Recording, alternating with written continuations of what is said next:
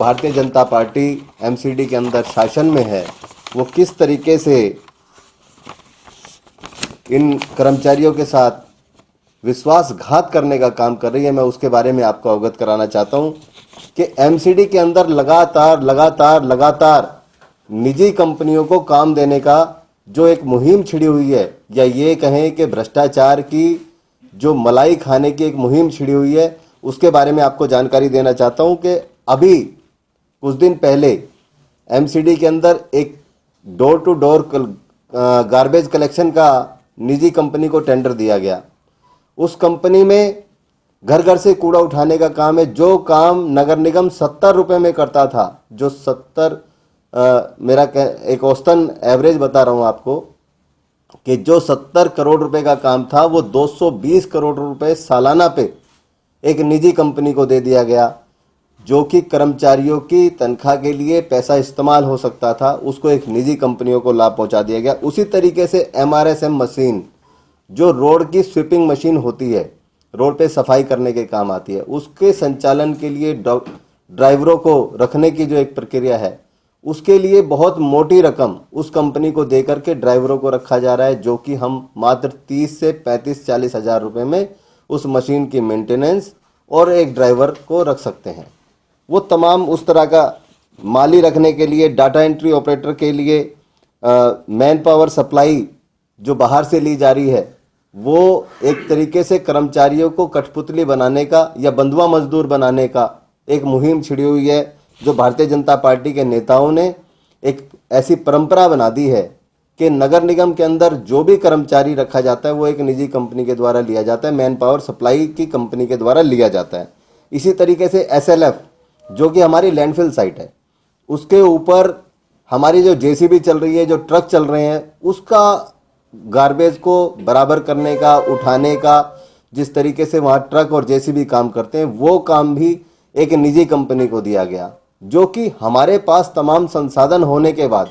हम उसको एमसीडी के द्वारा, एमसीडी के कर्मचारियों के द्वारा करवा सकते थे। लेकिन अपने कर्मचारियों की अनदेखी कर एक निजी कंपनी को लाभ पहुंचाने के लिए उस कंपनी को काम देने की बार बार मुहिम चली हुई है कि एक कंपनी को यहाँ पे दे दो, दूसरी को वहाँ पे काम दे दो, जिससे कि भ्रष्टाचार की मलाई भारतीय जनता पार्टी के नेता मोटी मोटी मलाई को कमा सकें। इसी तरीके से मैं आपका ध्यान लाना चाहता हूँ उस चीज़ पे, जो एमसीडी के अंदर कंसल्टेंट रखे जाते हैं, वो कंसल्टेंट जो बहुत मोटी मोटी तनख्वाहें लेते हैं, ऐसे 50 से ऊपर कर्मचारियों को कंसल्टेंट के तौर पे रखा गया। और वो कंसल्टेंट जो कि यहाँ है भी नहीं, उनमें से एक अरुण सिंह नाम के कंसल्टेंट हैं, जो कि आज विदेश के अंदर हैं, और उनको करीबन 2.25 लाख रुपए की तनख्वाह उनको दी जाती है, जो कि बहुत ही शर्मनाक है कि ना तो वो काम पे हैं और उसके बावजूद उनकी तनख्वाह 2.25 लाख उनको दी जाती है। साथ ही एमसीडी ने उनको आईआईटी कराने का काम, एमसीडी के खर्चे पर उनको आईआईटी कराई गई थी जब उन्होंने आईआईटी करी थी, और ये सब होने के बावजूद भी उनको इतने मोटे मानदेय पर एमसीडी के काम के लिए कंसल्टेंट के तौर पे रखा गया। बहुत ही शर्मनाक है। ऐसा लगता है कि भारतीय जनता पार्टी के नेता तमाम इन कामों में लिप्त हैं, उनके साथ मिले हुए हैं।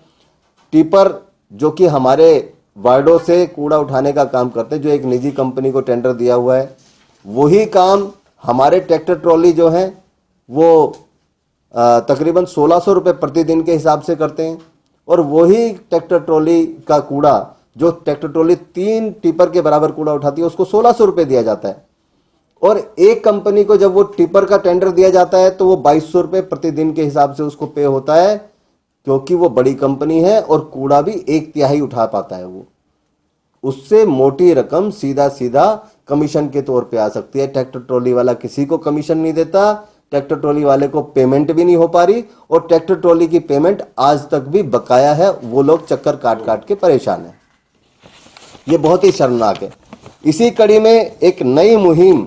जो नगर निगम के अंदर शुरू होने जा रही है, मैं आपको बता दूं कि आज नगर निगम के पास कर्मचारियों को तनख्वाह देने के लिए पैसा नहीं है।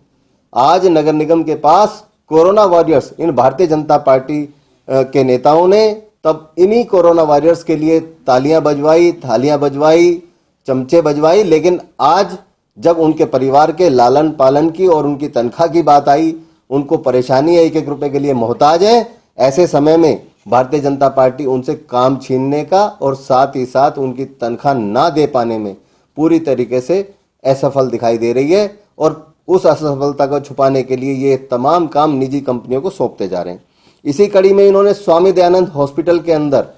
जो हमारे पेशेंट हैं, जो मरीज हैं, वो जो अपनी एडमिट होते हैं हॉस्पिटल के अंदर, उन पेशेंट्स के लिए उनको खाना दिया जाता है। उस खाने की रसोई को एक निजी कंपनी को देने के लिए मुहिम की शुरुआत कर दी है। इसी कड़ी में निजीकरण की तरफ भारतीय जनता पार्टी पूरे तरीके से लालायित है, क्योंकि उसमें मोटी मलाई इनको रिश्वत के तौर पे मिलती है। उस रिश्वत को खाने के लिए इन्होंने क्या किया है, मैं आपको बता देना चाहता हूं कि जहां तकरीबन 300 से 350 पेशेंट रोज आते हैं स्वामी दयानंद हॉस्पिटल में, डेली के डेली, मतलब जो एडमिट रहते हैं एक समय में, वो तकरीबन 350 पेशेंट रहते हैं। उन पेशेंट्स को खाना दिया जाता है, फ्रूट्स दिए जाते हैं, जो सब्जी होती है वो दी जाती है, रोटी, दाल, दलिया, चावल या और खिचड़ी, इस तरह की जो चीज़ें प्रोवाइड कराई जाती हैं, उसको एक निजी कंपनी को सौंपने की तैयारी नगर निगम ने कर दी है, जिसके लिए भारतीय जनता पार्टी के नेता, तमाम नेता जिम्मेदार हैं। जो नगर निगम चला रहे हैं भारतीय जनता पार्टी के भ्रष्ट नेता, वो जिम्मेदार हैं। बहुत ही शर्मनाक बात है कि जिस खाने के लिए हमें मात्र 80 लाख रुपए के आसपास जो है हमारा मासिक खर्च आता था, उसके लिए अब बहुत ज़्यादा खर्च करना पड़ेगा। जहां हमारे ऑलरेडी 16 से लेकर के 20 कर्मचारी जो काम कर रहे हैं उस किचन के अंदर, वो सारे कर्मचारी बेरोजगार हो जाएंगे, क्योंकि जब निजी कंपनी वहां पे खाना बनाएगी तो उन कर्मचारियों की कोई ज़रूरत नहीं रहेगी।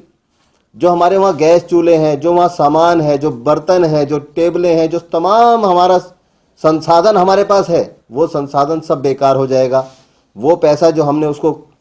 उन सारे सामान को इकट्ठा करने में खर्च किया, वो पैसा हमारा व्यर्थ नष्ट हो जाएगा। आज नगर निगम के पास जब पैसे नहीं है, ऐसी आपात स्थिति के अंदर भारतीय जनता पार्टी के नेता जिस तरीके से स्वामी दयानंद हॉस्पिटल की किचन का निजीकरण करने जा रहे हैं, जो मरीजों को खाना दिया जाता है उसका निजीकरण करने जा रहे हैं, वो बहुत ही असंवैधानिक और बहुत ही दयनीय है कि आज हम कर्मचारियों की तनख्वाह तो दे नहीं पा रहे, लेकिन हम दूसरे हॉस्पिटलों की होड़ कर रहे हैं, दूसरे विभागों की होड़ कर रहे हैं। आपको सबसे पहले ये देखना चाहिए कि हमारी जेब में क्या इतने पैसे हैं कि हम अपने कर्मचारियों का घर पाल सकें, उनको उनकी तनख्वाह दे सकें। जब हम उनकी तनख्वाह नहीं दे पा रहे, तो क्या ऐसे समय में हमें एक किसी हॉस्पिटल की किचन का निजीकरण या ये तमाम तरह के जो निजी कंपनी को काम सौंपने का जो एक ठेका इन्होंने चलाया हुआ है, क्या करना चाहिए? मैं इसके सख्त खिलाफ हूं और मैं इसका विरोध करता हूं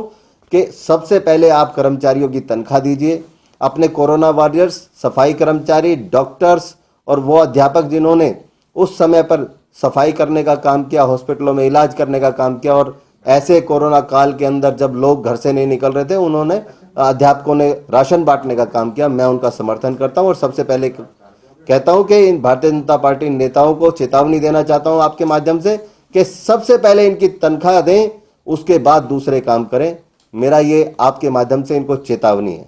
धन्यवाद। आप जो प्रश्न पूछना चाहते हैं पूछिएगा। किचन पर कितना खर्च होगा निजीकरण करने से? निजीकरण करने से काफी, अभी उसका टेंडर कॉल होंगे। अच्छा। वो प्रति व्यक्ति किस तरीके से क्या कंपनियां अपना डिसाइड करेंगी, क्या प्लेट का रेट डिसाइड करेंगी, आप खुद सोच सकते हैं कि एक काम मैं खुद से करूं और एक काम बाहर से कराऊं तो क्या सस्ते में होगा? मेरा मानना तो ये है कि वो ज्यादा में ही होगा, कम में तो कभी हो ही नहीं सकता, और ये आप भी मानते होंगे। निजीकरण की पहल हो रही है, निजीकरण हो गई है? निजीकरण की शुरुआत हो चुकी है, पास हो चुका है कमिश्नर लेवल पे। तो ये 80 लाख जो भी आपने बताया है कि अभी तक 80 लाख रुपए खर्च आ रहा है, इसके ऊपर कुछ आइडिया है कि मतलब कितना? आप ये मान के चलिए कि 350 लोगों के लिए रोज खाना बनता था पर डे, और 30 दिन का उसको कैलकुलेट कर लीजिए प्रति व्यक्ति किस हिसाब से खर्चा आता था। जो आज आता है, निश्चित तौर पे कोई भी प्राइवेट कंपनी जो फ्रूट्स देगी, जो खिचड़ी देगी, दलिया देगी, दाल देगी, सब्जी देगी, रोटी देगी, वो हमारे सरकारी रेट पे तो नहीं देगी निश्चित तौर पे।